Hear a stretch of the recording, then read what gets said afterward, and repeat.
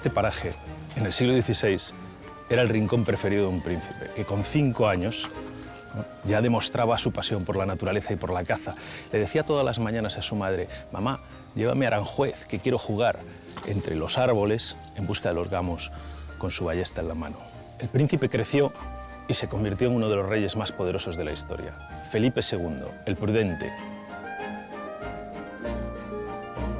Él tenía mucho trabajo, viajaba, pero siempre regresaba a este lugar donde construyó este palacio y estos jardines, en este lugar que tanto le recordaba a su madre.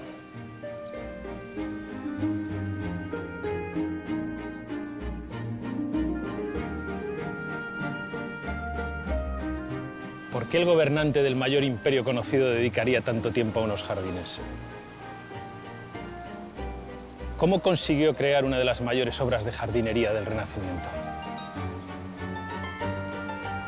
¿Qué distingue a este jardín de los jardines europeos de su época? ¿Y por qué lo hizo aquí, en mitad de la meseta castellana? ¿Qué tenía de especial este lugar? En esta visita veremos cómo se creó el jardín de la isla de Aranjuez. Una porción de tierra de 25 hectáreas de extensión, bañada por las aguas del imponente río Tajo.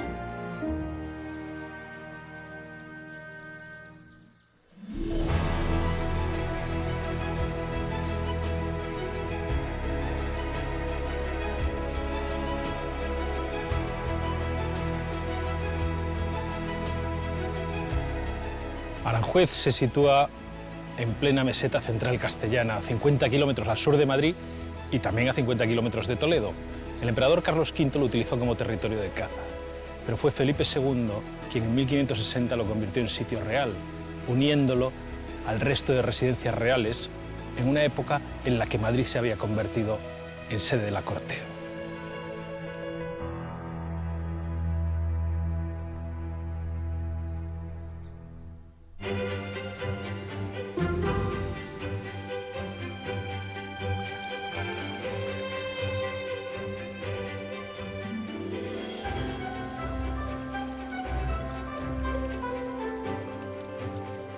Bueno, entramos en el Jardín del Rey. Aprovechando que veo esta fuente, me voy a refrescar un poquito, que hace un calor tremendo. Esta es una fuente de jaspe que trajo Felipe II. Es una fuente verde preciosa y que nos está marcando un poco el camino hacia Felipe II. Vamos un poquito hacia allí. Juan Bautista de Toledo fue el arquitecto de Felipe II y fue el arquitecto que le construyó prácticamente todos los palacios, incluido el monasterio del Escorial. ¿Qué sucede? Que Juan Bautista de Toledo murió antes de verlo terminado. Incluso este palacio también, como el monasterio del Escorial. Pero lo que sí pudo ver es esta parte de aquí, este Jardín del Rey y estas fachadas que iluminan los aposentos reales.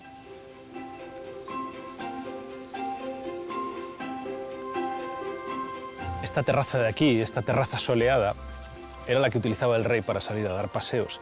Por eso se llama el paseadero. Y desde aquí el rey podía observar sus jardines, los jardines del rey, pero también los podía observar desde ahí arriba.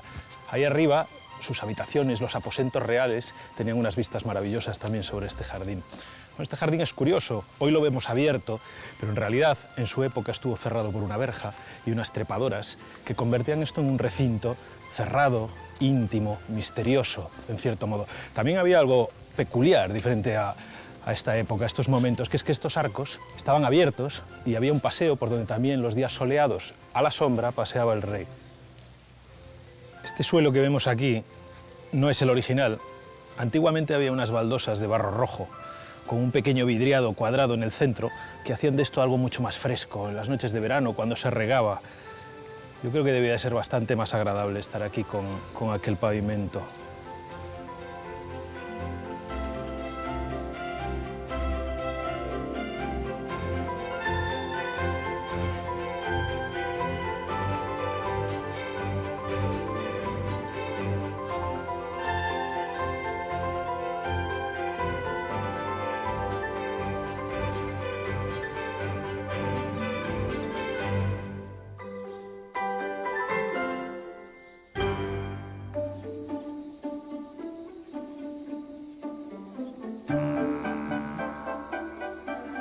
Es increíble el olor de los tilos, el murmullo del agua, el canto de los mirlos. Esto no es el paraíso, pero se le parece bastante.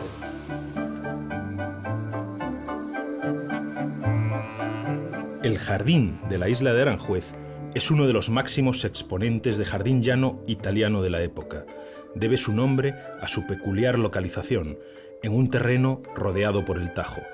La bravura de sus aguas, que con frecuencia destrozaban lo construido, obligó al rey a dominar al río y lo consiguió gracias a su arquitecto real. Juan Bautista de Toledo, que además de la arquitectura dominaba la ingeniería hidráulica, dirigió la construcción de los diques que protegerían el jardín de las crecidas del río. Caminando por esta avenida uno puede imaginarse a Felipe II, un hombre serio, austero, pero también sensible. Una vez desde Lisboa le escribió a sus hijas: queridas hijas, me siento muy solo y lo que más echo de menos este año es el canto de los ruiseñores.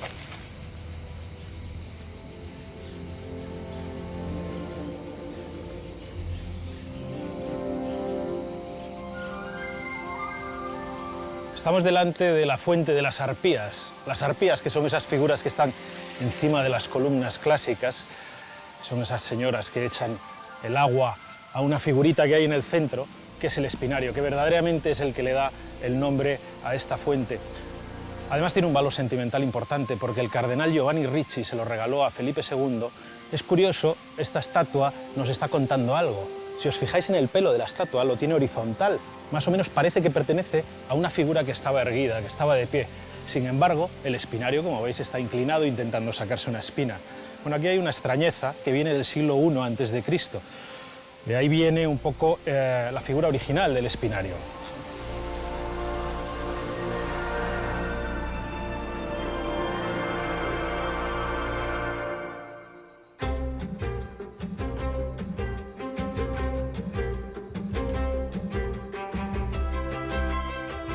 El jardín de la isla es un jardín con un trazado bastante peculiar. Debe entenderse como un espacio de transición entre los jardines del rey y de la reina, y una zona de huertas, sotos y bosques cercanos. El eje principal no es ni paralelo ni perpendicular a la fachada del palacio. A partir de ahí, el diseño es sencillo. Se establecen una serie de ejes transversales, y en los puntos de corte con el principal se ubican las plazas y sus fuentes. La orientación de las esculturas marca el sentido del recorrido del jardín. A ambos lados del eje, el terreno se divide en compartimentos rectangulares.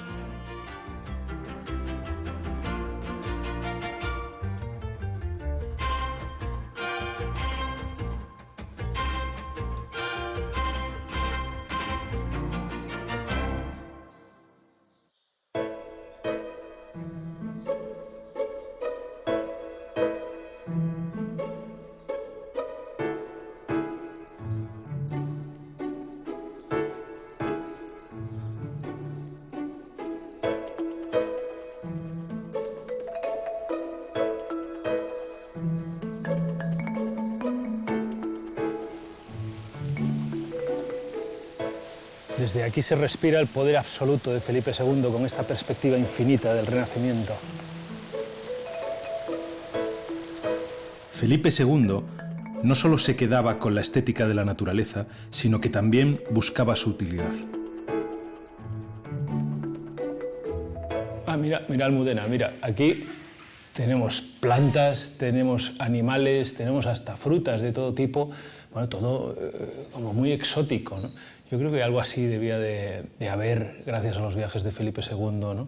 En su época, que podíamos encontrar en Aranjuez todo este tipo de cosas, aunque esto es del siglo XVIII, ya lo sabemos, pero podíamos encontrar cosas parecidas, ¿no? Sí. ¿Qué es lo que trajo en sus viajes Felipe II? Felipe II siempre nos lo han vendido como un rey muy adusto, pero en realidad era un rey amante de la naturaleza, de las plantas, y se le llega a conocer como un rey antófilo, rey amante de las flores.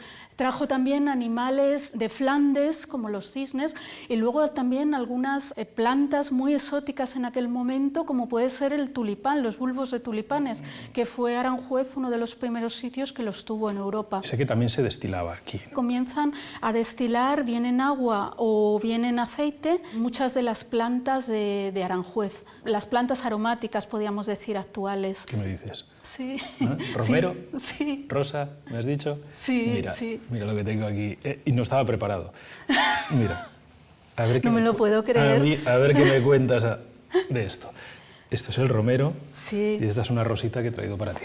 Qué para que bien, nos cuentes algo sobre la rosa. Muchas gracias. Pues en los jardines había plantas, como decimos, aromáticas, como puede ser el romero, y que se destilaban en Aranjuez. Hay que pensar que entre las plantas que trajo Felipe II a Aranjuez estaban, por ejemplo, los tilos, que es un árbol que ahora lo vemos en muchos de los jardines, pero en aquel momento era algo exótico, y cuando las reinas iban a tener descendencia, estaban embarazadas para el parto, todavía no habían crecido suficientemente los tilos de Aranjuez. Ajá. Y lo que hace el cardenal Granvela, que era el que había enviado a este jardinero el Beque, desde su jardín de Bruselas, hace enviar en un frasco de plata preciosísimo una destilación de agua de tilo para mitigar los dolores que pudieran tener las reinas en el parto, las rosas mosquetas, las rosas de Alejandría, que se destilaban y que se conseguían,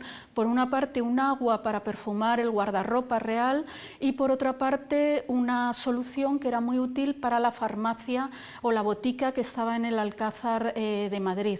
Vamos a ver qué se ve desde la ventana. Sí.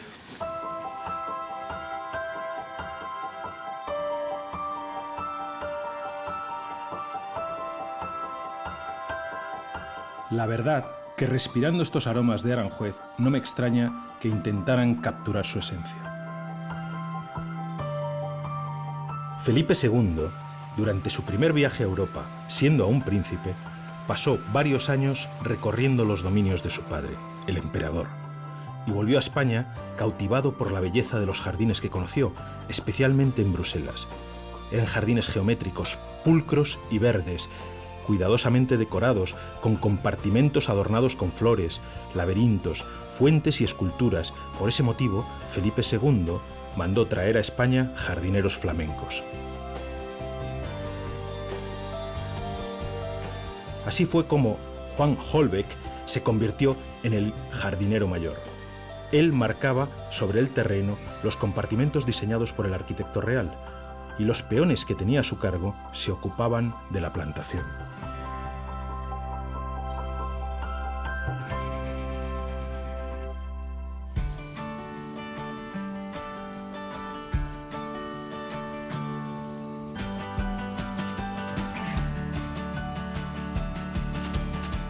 A Aranjuez llegaban árboles y plantas de toda España, pero también de parte de Europa, de Francia, de Flandes. Bueno, aquí trajeron poco de todo: magnolios, madroños, acacias, secuoyas, pero también algunas plantas interesantes: dalias, lilas, lirios, alegrías, mosquetas también. Esto era un espectáculo, parecía, la verdad, es que un cuadro digno del mejor Monet.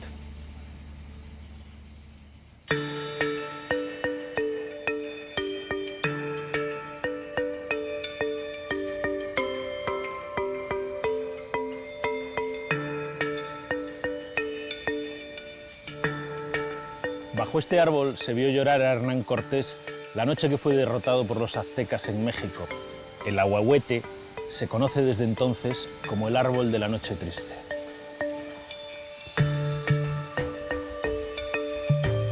Este árbol tiene unos 45 metros de altura y unos 235 años aproximadamente.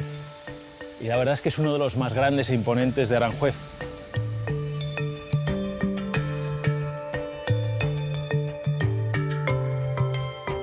La emperatriz Isabel, madre del rey, gobernó largos años los reinos de España en ausencia de su esposo, pero sus deberes de reina no impidieron que se ocupara también de la educación de sus hijos.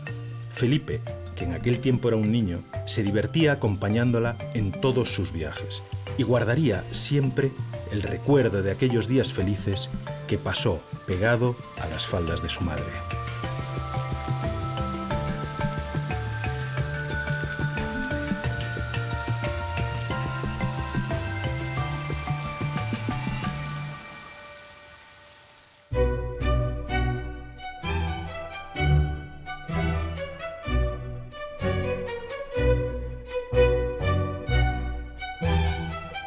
Felipe II siempre fue un gran aficionado a la lectura. Leyó libros de una amplia variedad de materias, incluso aquellos que prohibía la Santa Inquisición. De la caballería a la mística, de Amadís de Gaula a las obras de Santa Teresa de Jesús. Con solo 18 años, ya había leído cientos de libros y acumulaba en su biblioteca más de 800 volúmenes. De hecho, el tesorero de la Casa Real le llamó la atención varias veces. Tanta lectura nocturna provocaba un gasto inusualmente alto en velas.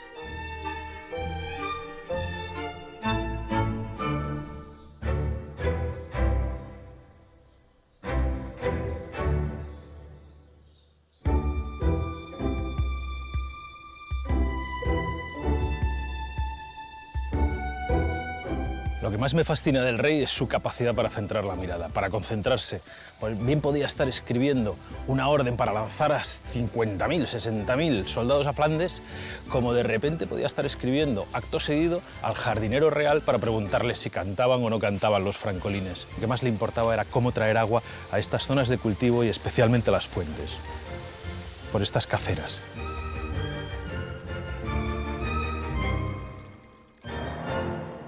Arturo, te voy a enseñar cómo se abre una compuerta y para que tengas el honor de abrir. ¿Yo? De abrir cómo se riega los árboles tan grandes que tenemos aquí en nuestra. Bueno, no estará trucada, ¿no? No está trucada. Yo te hago un poquito. Mira, sí.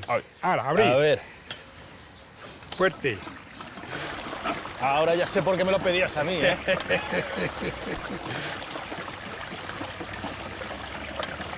Sale con fuerza. Ahí vale. Ya vale. Ahí está. A la vez está llegando para allá y ahora ya hace su carga y ya retrocede y se va entrando a las caceras. Mira cómo va inundando. ¿Esto lo supera alguna vez? No. ¿Superamos este nivel? No. O sea, que digamos esto ya que está calculado para esto. O sea, que en realidad riega por filtración un poco también, ¿no? Eso es. Mira dónde estamos. ¿Esto qué es? Esto es una cacera de agua principal que riega parte del jardín. ¿Y hasta dónde llega? ¿Qué distancia tiene? Llega más o menos 1,5 kilómetros de largo. 1 kilómetro que va circulando el agua. Sí, que va circulando así el agua. Pero esto está lleno de redes, subredes, hay una jerarquía, ¿no? Hidráulica. Por allí creo que está la Cometida, quizás. Sí, está el canal de las Aves, el canal de Sotomayor, que es el que abastece esta cacera, digamos, o acequia, como la que aquí se denominan caceras en Aranjuez. Y entonces de aquí van saliendo caceras secundarias y terciarias que van regando pues el resto de jardín. Lo que pasa es que no están tan construidas como esta, ¿no? Son de tierra. ¿Y esta de qué época es, esta que tenemos aquí? Esta pues del principio del jardín. Se ha ido restaurando, se ha ido haciendo, pero esta ya su diseño es del principio del jardín. Al lado de estas caceras es donde tenemos a lo mejor una vegetación más libre, más frondosa, ¿no? No, es igual, en todos lados aquí lo que se hace es un poco, digamos, ajardinar la zona de cacera y luego pues se riegan fuera de aquí, porque por aquí no traspasa el agua, lógicamente. Puedo entender que el riego por manta, inundación, ¿no? Sí, o manta, por inundación funcione bien para los árboles de gran porte, que bueno, reciben agua, pero los arbustos también viven bien con este tipo de riego. Ya te digo, con las caceras secundarias que tenemos, pues a mayor o menor medida pues les incrementamos el agua. Los arbustos, lógicamente, necesitan menos agua y los árboles más agua. ¿Y cada cuánto tiempo pues más eso, o menos? Dependiendo, los arbustos a lo mejor se riegan cada semana, los árboles cada 4 o 5 días o cada semana y hay algunas zonas pues cada 15 o 20 días. Hay algunos árboles frutales, hay algunos arbustos, como puede ser la mahonia, como puede ser el acanthus, como puede ser el cerezo mirabolán, que ahí hay uno. Ajá. Y bueno, y algún acer también. Y bueno, varias. Hay un nombre curioso, ¿no? Que es el aguahuete. Y ese aquí en el Jardín del Príncipe hay bastantes, y de gran tamaño. ¿Ah, sí?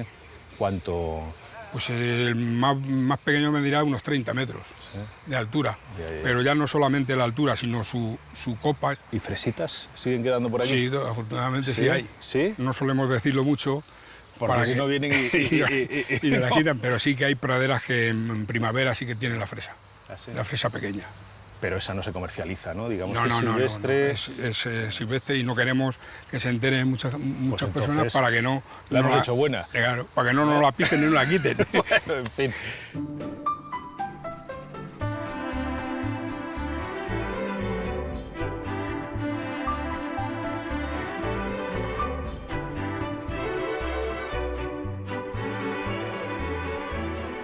Para el riego de los jardines no se podían emplear las aguas del mar de Ontígola, que son salobres, debido a los yesos y las margas que forman su suelo. Se utilizaban solo para alimentar las fuentes ornamentales y se regaba con el agua dulce del Tajo.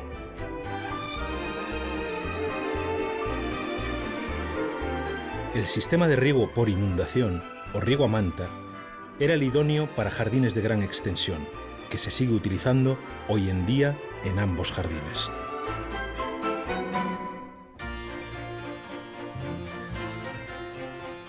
El príncipe, desde muy pequeño, se crió solo rodeado de mujeres. Su madre, sus ayas, sus hermanas, hasta que su padre decidió apartarlo de ellas por aquello que él llamaba el poder de las mujeres. Cuando su madre murió, él tenía apenas 12 años y su padre lo recogió para darle una formación estricta, con sirvientes únicamente masculinos, para convertirlo en lo que después sería el gran rey Felipe II.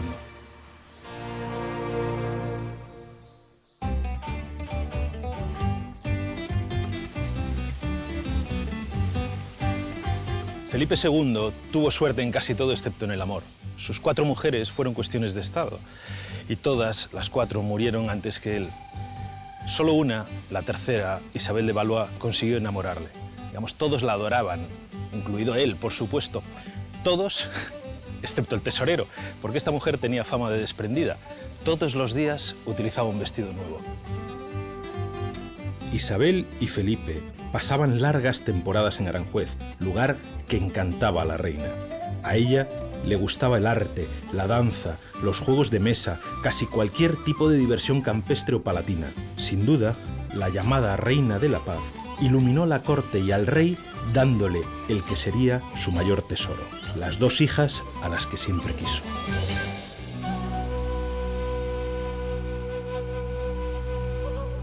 El infante Carlos, único hijo varón de Felipe, fruto de su primer matrimonio, muere en el verano de 1568 y muy poco después muere la reina Isabel.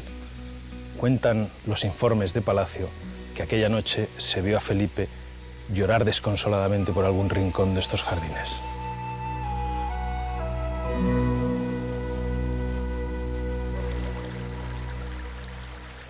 No podía faltar en este jardín de la isla de Aranjuez la figura de Diana, la famosa figura muy propia del Renacimiento. Sin embargo, esta que tenemos aquí es una figura del siglo XVIII.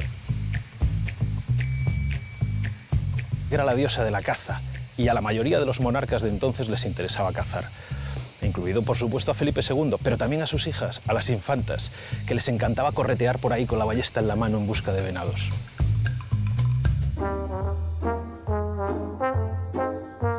A pesar de la pérdida constante de sus seres queridos, o debido a ello, Felipe II no dejó de trabajar y desde aquí montó una red de mensajeros extraordinaria que eran capaces de recorrer a caballo 150 kilómetros, es decir, en 2 días estar en cualquier punto de la península y en menos de 10 en cualquier punto de Europa.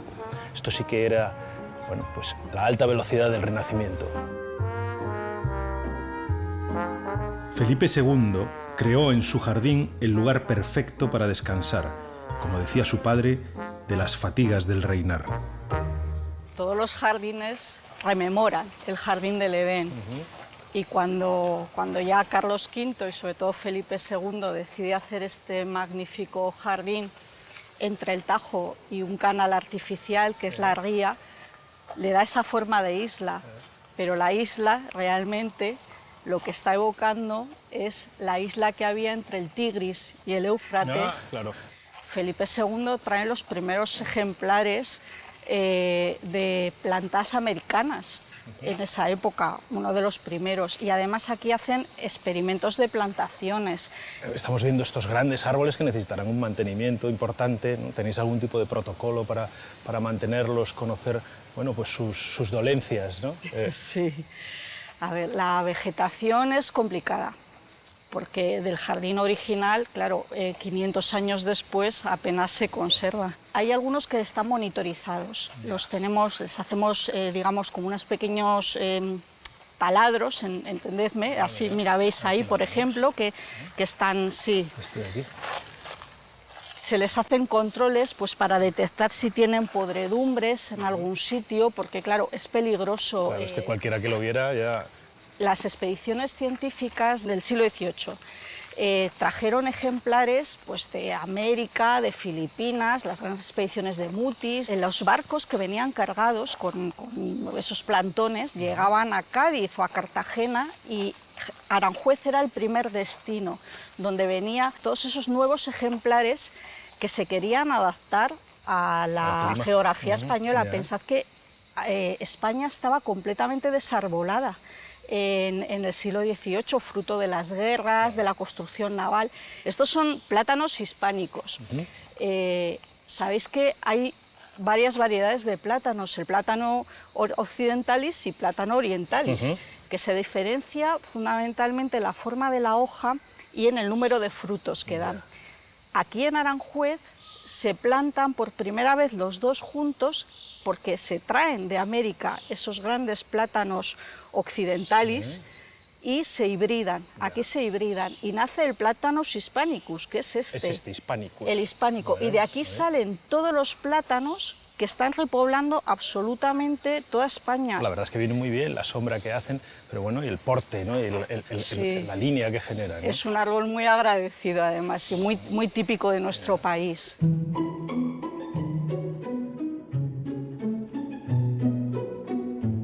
La tremenda formación humanística del rey le llevó a tener una curiosidad sin límites, hasta el punto de querer hacer navegable el río Tajo desde Madrid hasta Lisboa. Pero esto fue realmente una operación imposible. Madrid, puerto fluvial, imposible hasta para un visionario como Felipe II.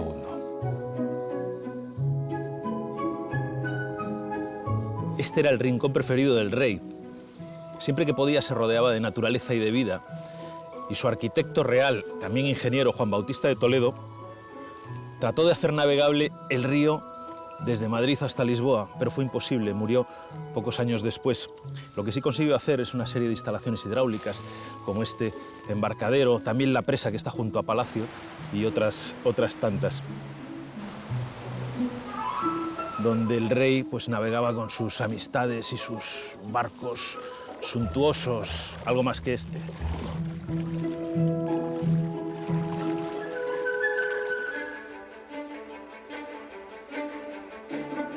Hicieron falta más de 2 décadas y cerca de 1000 hombres al año para construir todo esto. Y además, un dato curioso es que se construyó con camellos. Eran los animales de carga y no los caballos ni las mulas. Pero por una sencilla razón, porque los camellos tienen unas pequeñas almohadillas en las patas, precisamente para no dañar los jardines. Entre 1560 y 1580 se plantaron aquí cerca de 220.000 árboles, más o menos los que tenemos hoy en la ciudad de Madrid. Por la frondosidad de estos árboles, tal vez por sus frutos o por el agua del río Tajo, llegaban aquí animales de todo tipo, venados, corzos, conejos, jabalís, hasta tal punto que la mayoría de ellos, bueno, algunos, formaban parte del menú diario de Felipe II, que no en balde murió de gota. Tras la muerte de su cuarta esposa, Felipe no volverá a casarse. Vivirá para gobernar y lo hará intensamente hasta el final de sus días, que llegarán en el Escorial, su mayor logro arquitectónico. Allí guardaba sus libros y su colección de obras del Bosco, y allí murió, abrazado al crucifijo de su madre y contemplando el último jardín que verán sus ojos, el Jardín de las Delicias.